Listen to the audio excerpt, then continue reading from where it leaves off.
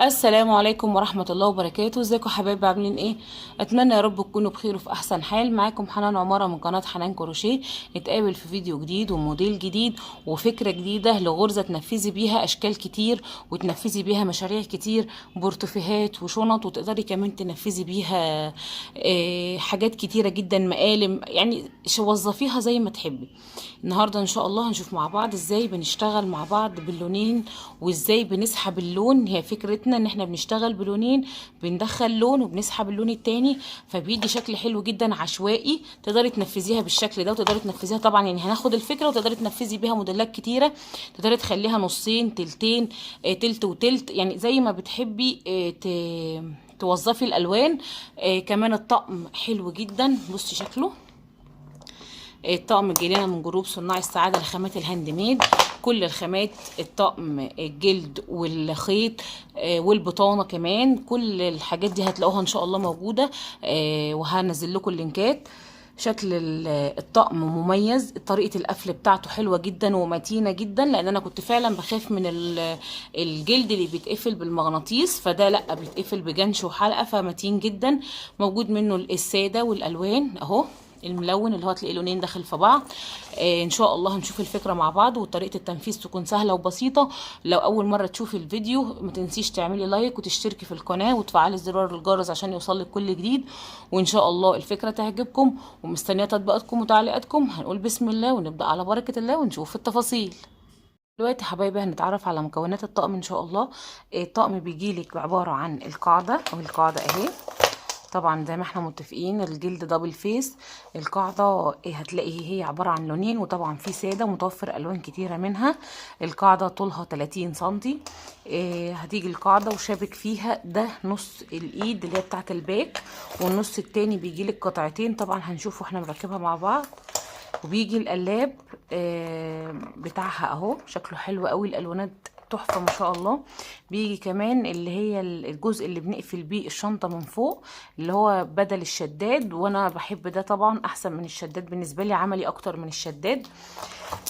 انا هنا في الموديل هشتغل بخيط ايطان اللي هو مفهوش لمعه. الخيط ده انا بحبه جدا وبيدي نتيجه حلوه في الشغل. كمان في ميزه ان هو خفيف وفتلته ناشفه، فلو لقيتيه حلو جدا اشتغلي بيه.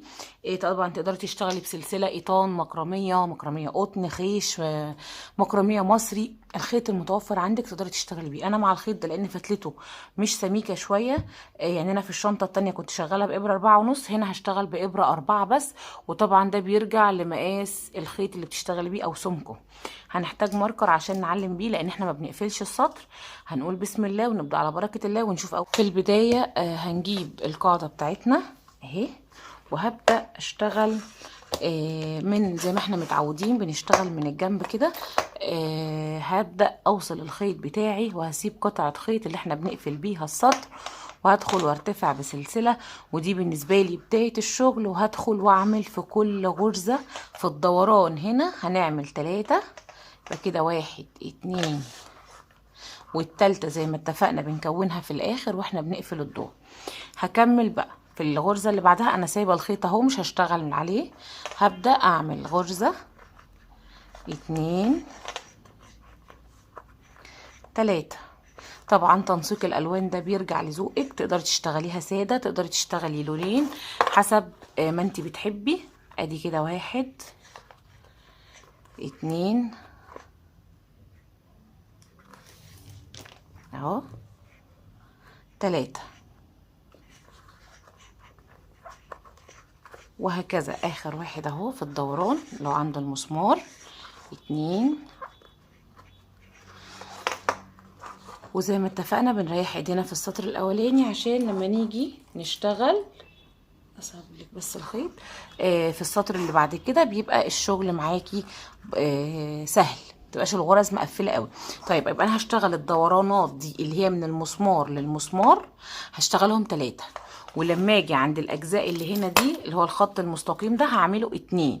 طيب فلنفرض ان انت جيتي مثلا لقيتي ان الغرزتين، بما ان الخيط عندي مش سميك، محتاجه ازود غرزه، ممكن نشتغلها 2 3 حسب، زي ما اتفقنا ان التزايد عندنا ملوش قاعده، حسب ما الشغل يظبط معاكي وتلاقي ان الغرز مرصوصه جنب بعضها زي هنا، لا الغرز راكبه على بعضها بصي كده، ولا الغرز في بينها مسافات وتحسي انها محتاجه تتزود. يبقى انا هشتغل القطعه اللي هي القاعده كلها في الدورانات هنا 3 هنا 2، ونرجع ان شاء الله هنبدا مع بعض نشوف بدايه الشغل. دلوقتي خلاص اهو اشتغلت غرزتين في الدور اللي هي اخر غرزه، هبدا اعمل الثالثه، لكن مش هقفلها بالخيط الطويل بتاعي، هاخدها اكملها بالخيط اللي انا كنت سايباه في الاول اهي، واسحب الخيط كاني هقفل الشغل، هشد الغرزه كده واظبطها اهي، وابدا اقفل الشغل زي ما احنا متعودين اهو. هاجي اول غرزه كانت في السطر، هسحب الخيط اهي من بره كده لجوه، وبعد كده هاجي على اخر غرزه انا اشتغلتها وادخل من ورا واطلع من نص الغرزه زي ما اتعودنا بنقفل مع بعض اهي.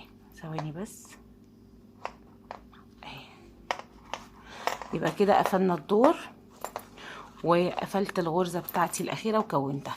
خلاص انا كده القاعده عندي مظبوطه اهي بالشكل ده. هبدا اشتغل عليها فوق كل غرزه.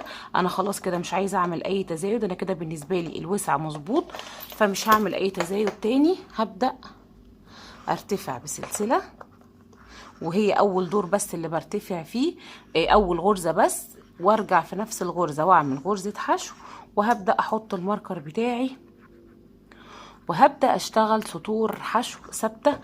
طبعا تنسيق الالوان زي ما اتفقنا وارتفاعها كمان، يعني ممكن تعملي شنطه نص ونص، ممكن تعمليها تلت وتلتين. انا هنا هرتفع بسطور بغرزه الحشو الثابته العاديه خالص تقريبا 6 سم. ال6 سم دول يجوا عندك 8 سطور 9 سطور حسب طبعا سمك الخيط بتاعك. فانا هشتغل اهو، بدخل هعمل في الباك لوب واخد ظهر الغرزه اللي معايا من ورا دي اهي، بدخل فيها كده واعمل اول سطر عندي حشو في الباك لوب. بعد كده بشتغل فوق الحلقتين عادي جدا.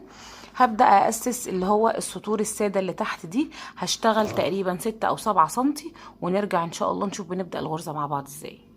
دلوقتي اهو بعد ما اشتغلت الجزء بتاعي زي ما اتفقنا حسب ما انت حابه ارتفاعه، هنا انا عملتهم 8 سطور حشو تقريبا من 6 ل 7 سنتي. هبدا ادخل اللون التاني معايا. انا لسه اهو قصيت البوري وجهزته، لكن لسه ما ثبتوش في القاعده. في السطر ده عندي انا هبدا ادخل اللون التاني اللي هو الرصاصي. فهبدا اشتغل التكنيك بتاع الغرزه دي. انا عايزه اسحب اللون عشوائي، بمعنى ان انا عندي اللون تحت كشمير، فهبدا ادرج في السطور الجايه دي بين الكشمير والرصاصي لحد ما اسحب اللون الكشمير خالص واحط بداله اللون الرصاصي. فهنشوف مع بعض بنعملها ازاي. هبدأ اشتغل تقريبا 15 16 غرزة وادخل الغرزة اللي بعدها. يعني انا دلوقتي هشتغل ادي دي اول غرزة في الدور عندي، ادي التانية 3 4 5، هعمل 15 غرزة ونيجي ندخل في ال16 اللون التاني. هنشوف بندخل اللون التاني ازاي. انا كده عملت ال14 غرزة ودي ال15. في ال15 هاخد نصها والنص التاني هكمله باللون التاني، يعني مش هكمل الغرزة ال15، لا بعمل نصها واللون التاني بقفل بيه الغرزة، بحيث ان انا لما ادخل الغرزة اللي بعدها واخد اللون يظهر معايا اللون الجديد وارجع. طب انا عايزة اعمل غرزة واحدة، يبقى هسحب اللون واقفل الغرزة باللون التاني اهي.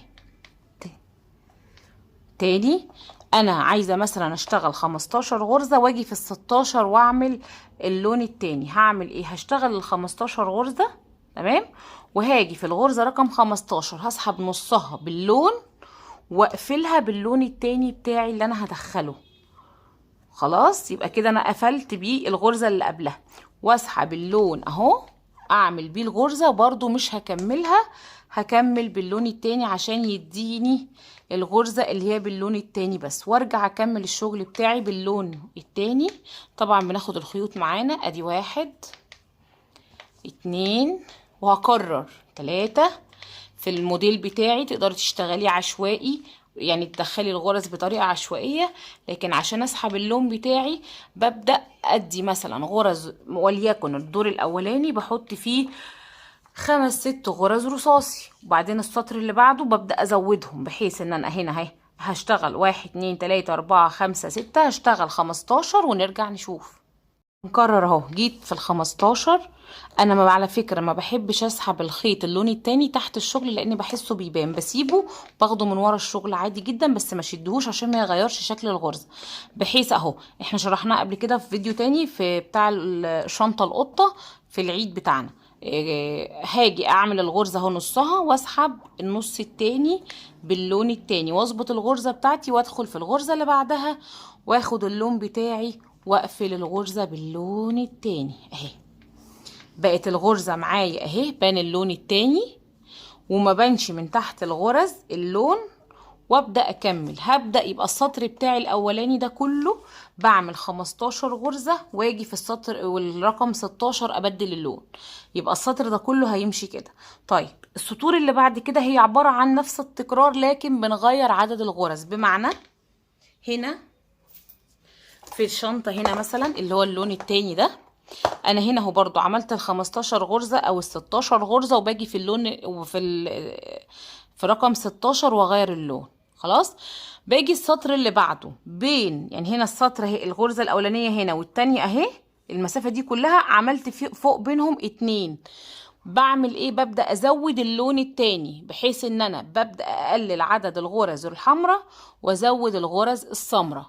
باجي السطر اللي بعده التالت، بين كل غرزة وغرزة بعمل غرزة، بين كل غرزة وغرزة بعمل غرزة. فبالتالي لما بتشتغلي عشوائي من غير نمط معين بتبدأي، بحيث ان الفكرة بتاعتنا ان احنا بنزود اللون التاني واسحب اللون اللي تحت، فبيديكي السحبة العشوائية دي. هي دي فكرة التكنيك بتاع الشغل ده. اتعلمنا يعني احنا هنا اتعلمنا ازاي بنغير اللون وازاي ما يبانش من تحت الشغل. كمان فكرة التكنيك بتاع ان انا بسحب اللون، ان انا بشتغل عشوائي، بزود عدد اللون اللي انا بحطه واقلل من اللون الاساسي عندي. يبقى انا هبدأ اشتغل بنفس الطريقة دي. طبعا صعب جدا ان انا اقعد اشرح 9 أو 10 سطور.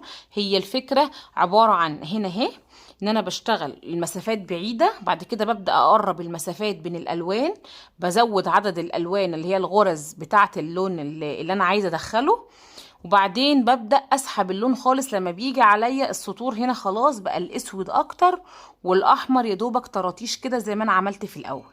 تقدري تشتغلي انك مثلا السطر الاول والتاني والتالت بنفس النظام اللي هو 2، وبعمل فوقيها في السطر اللي بعده بعمل بينهم 2، وكل 2 باجي في السطر اللي فوق واعمل بينهم 1 و2، فبيزيد معايا اللون. وتقدري مثلا هم مثلا عندي 10 سطور فبشتغل او 9 سطور اللي هي فيها اللونين، بتشتغلي 4 سطور بتكنيك، وتيجي في السطر اللي في النص تزودي قوي اللون، وبعدين تيجي تعكسي اللي انا عملته تحت بعمله فوق بس بعكس الالوان. فكرة بسيطة وفكرتها حلوة جدا. لما بتطلع بالشكل العشوائي ده بتخلي شكل الشنطة حلو جدا وجديدة. فهي دي فكرة التكنيك بتاعنا. فانا هشتغل بنفس النمط ده، ان انا ازود اللون هنا بقى في اللون بتاعنا. هبدأ هنا اهو انا بشتغل 15 وباجي في ال16 بعمل، هاجي في السطر اللي بعده هاجي عشوائي مثلا بعد هنا 4 غرز واعمل غرزة رصاصي، هسيب 4 مثلا غرز واعمل واحدة كمان رصاصي، فبقى بين كل 2 رصاصي حطيت 2 فوق. واجي في السطر اللي بعده هيبقى هنا عندي مثلا واحدة وهنا واحدة، بعمل في النص بينهم واحدة. كان عندي هنا واحدة وهنا واحدة، هاجي في النص بينهم واعمل واحدة. فهشتغل ان شاء الله وهاجي اوريكي بعد ما بنشتغل ونبدل الالوان ونبدأ ندخل اللون التاني اللي هو الرصاصي اللي هنملى بيه بقية الشنطة هرتفع بالسطور بنفس النظام ده تقريبا لما بنوصل 34 سنتي او 35 سنتي. كمان تقدري تخلي اللون ده نصه ونص رصاصي.